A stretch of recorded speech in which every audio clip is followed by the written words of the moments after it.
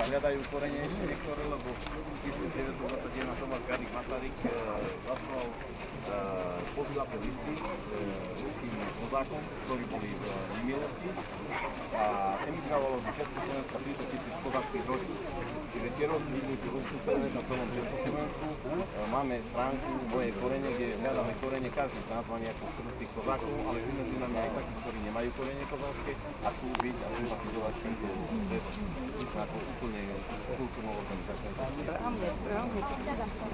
No hľadajú sa korene, lebo to povedať, že to zákon sa ľudia nehlasili, ľudia nebolo veľa ťažkovať, tak vás to nahlasala, že v tej dobe bolo zakázané.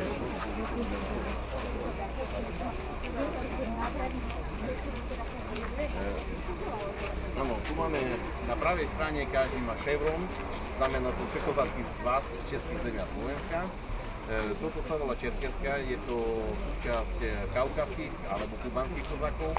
Toto sú kazíry, boli také nábojnice, hej, do pusty to slúžilo. To je len imitácia, hej. Potom máme takýto opasok, vzadu je nagajka. Čiže toto je tradičná sapagy, hej, boty a nohanice.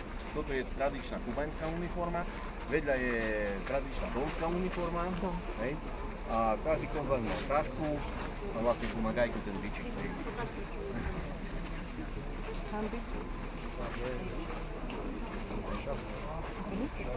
A vlastne nesieme veniec, kde píšeme, že je Československý zväz Českých zemí a Slovenska, je tu napísané po rusky spasibo a po slovensky ďakujem.